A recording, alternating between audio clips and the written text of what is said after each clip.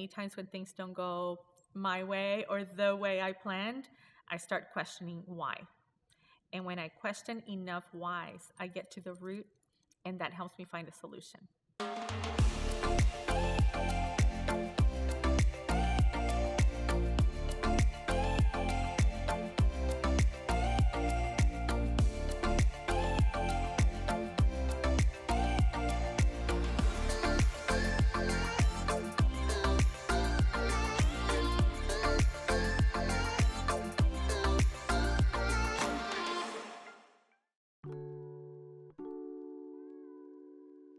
Well, I am a person who loves life. I am a person who believes in people. I enjoy meeting new people, learning about what they do, seeing how we can connect. I enjoy being a mom, my favorite thing in the world. I enjoy experiences more than things. I love trying new things. I love making an impact. I like love animals, and I love helping others or just making a difference in one way or another. Well, I am a realtor, okay, and unofficially, I am a realtor, a real estate investor, and a consultant. I have multiple businesses that encompass all three, and I like that they can all mend with each other, and one feeds the other, which I love. I find that has allowed me to help more people in that realm, and so that's what I do.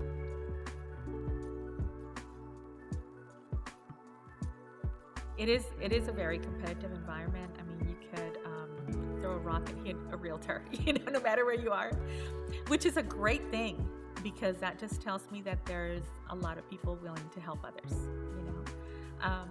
But I think, it is a competitive environment in that we are all looking for the next sale and for the next purchase. And so there are enough clients out there for all of us. But I think what makes some more astute and more in the field with people is how you treat your clients. I find that those of us, and I'm going to include myself in this group, but those of us that do well in this don't treat it as a hobby. There's thousands and thousands of realtors, but some of them do it as a hobby, and that's perfectly okay. And then some of us make a living out of it and enjoy it. And I think when you are recommended by your clients, that's the ultimate reference, and that gives you it verifies what you're doing. It gives you confirmation that what you're doing is making a difference to someone enough that they've taken it upon themselves to refer you to somebody else to do it for them as well.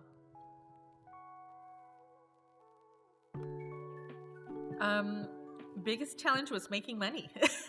Seriously, because it is the sole means for me to make a living, and so you can't find someone who needs to buy a house and you get paid for it tomorrow or in a week.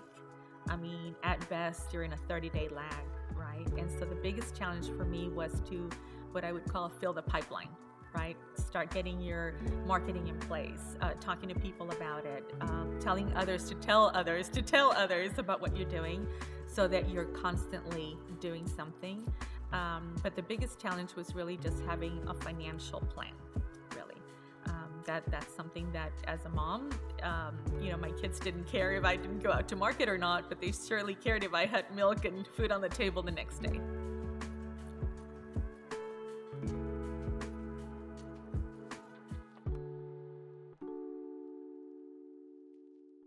Absolutely. And those periods happen. I mean, let's be real, everything does not go 100% the way you plan it, right? So I believe I'm a planner, and I don't stick to plan A most of the time. I have plan B, C, D, E, F. And I always think, okay, so that didn't work. What did I learn from it?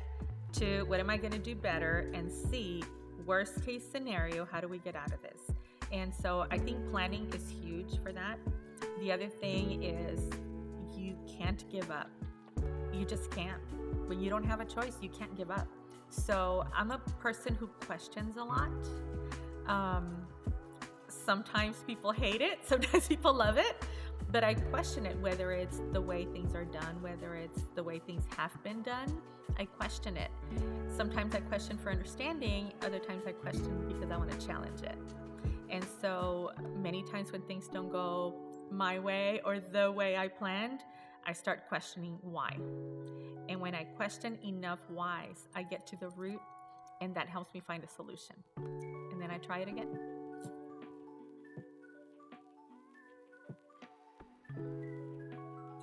It's so important to differentiate between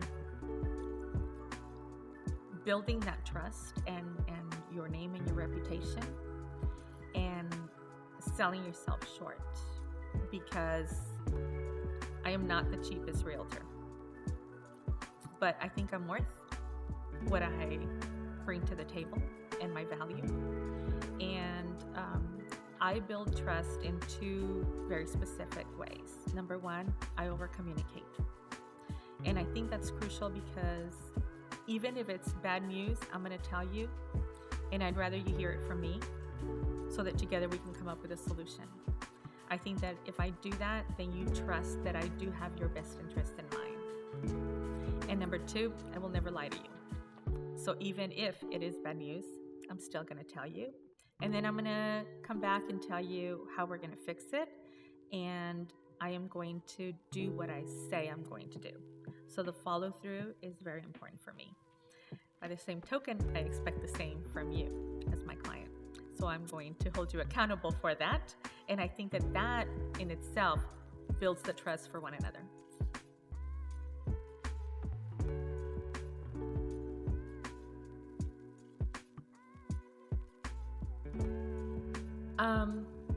I love that you mentioned retention, because to me, that is so crucial in a growing business. Sometimes as business owners, we take so much time and energy to find new clients, and we forget the ones we already have. And man, it costs a lot of time, energy, and money to find a new client. So when you have it, I say that is your gold nugget. Sometimes people say, well, you're out looking for diamonds when you've got gold right here, right? So to me, retention is so key. Some of the things I do is I communicate regularly. It's not, well, you bought a house from me last year and that's the last I heard from you.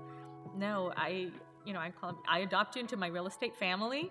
That means you're going to hear from me, a couple times a year, and I'm going to drop by and see you, and I'm going to see, what else I can help you with. And it doesn't necessarily have to be real estate, because I think that once you build a relationship, it's so important to keep it, Now, as you start developing that, then I think those clients bring you new clients. And then those you repeat and you repeat and you repeat.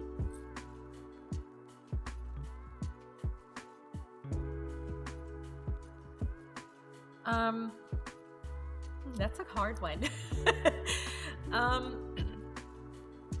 If I had to pinpoint it, I would say that I continue to grow. That I do not allow myself to stay stagnated. I have high goals, and I think that the fact that I have grown year over year is something I'm proud of. I believe that as I grow, I've added facets to my business, and that I'm proud of as well. And as I do that, organically, it helps others, and it's a wonderful feeling.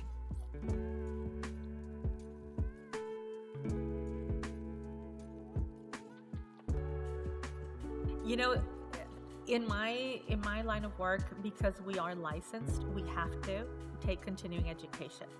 So that's one part of it, right? And I seek to have education that I know I'm going to put into practice. It's very easy just to do the bare minimum of what you need to get done just to get your license renewed, right? I get that. And sometimes it's a matter of time, what have you. But I think if we take advantage of some of those courses to really pick things that we're going to enjoy, or we even just try, I think that allows us to find that we like other things. The other thing that helps me personally grow is attending training or seminars or webinars on things that are not specific to real estate. And I find that I'm always looking at little pieces or little nuggets that I find in other industries that will help me grow in my own industry. And sometimes that's what helps me think outside of the box. It's just, how can I implement that into what I'm doing?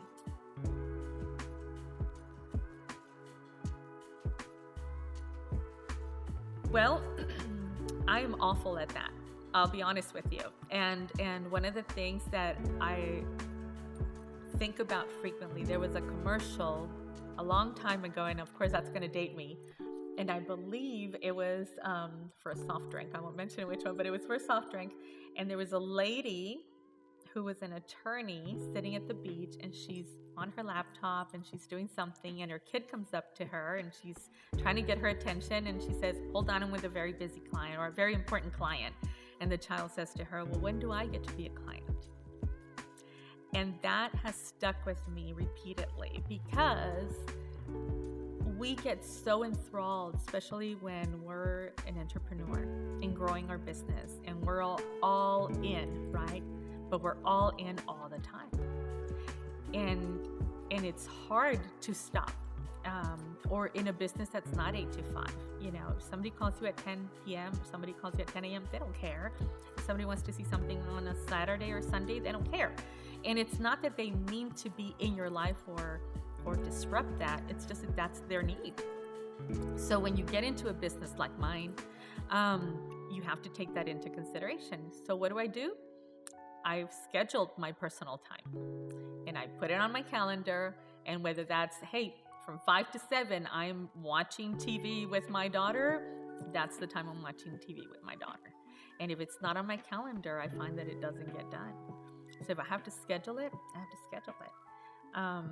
And because life happens and goes by so fast, you got to see what works for you. So in keeping that balance, yes, it's so important to work hard. I get it. But if that means I'm going to be up at 3 a.m. to get that thing done so that I can spend this 1 hour with my daughter or with my son, so be it. I have two kiddos that keep me motivated. I love a challenge. And that motivates me internally. I love growing, and that motivates me internally as well. I love to see the end result. That to me is such a high. When I hand someone the keys to their home, it's such a high for me.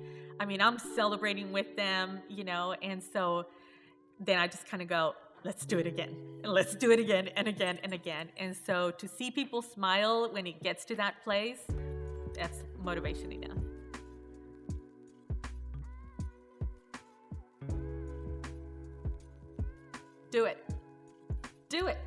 Do it, because you're not going to know until you do it, you know, and guess what? Not everybody is going to jive with Rosie, right? So I think it's very important when you have a realtor that your personalities jive. And I think that I'm always interviewing for that position, right? I always want to be interviewed by my clients to make sure that we're going to be able to work together, because it's not going to happen tomorrow or the next day. It's going to happen over a span of weeks, months, maybe even a year. So I always say, do it, try it out. You're going to hate yourself if you don't do it. Try it out.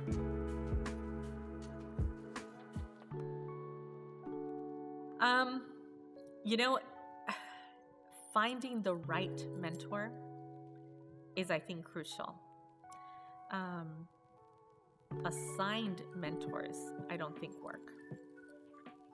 And I think there's a lot of confusion on what a mentor should be. I think it's different from a coach. And so I think when you see someone that you want to emulate, that person organically becomes your mentor. And it's okay to ask them to mentor you. I've been a mentor, and I've had great fun with that. But I think it's also that has to be, it can't be forced, and I can't want it more than you. So there's a lot of chemistry that needs to happen in order for that to come to be. So I think it's important, but I think it's got to be in the right place, in the right mindset.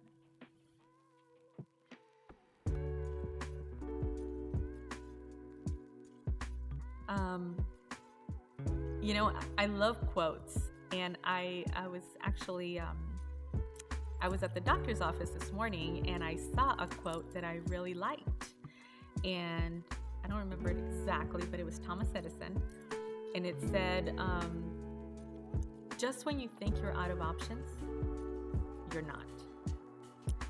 And to me, that just means there's another way. There is always another way. So if you need a little bit of inspiration today, it's okay to stop, regroup, take a breath, and then find that other way. Ask questions, but find that other way.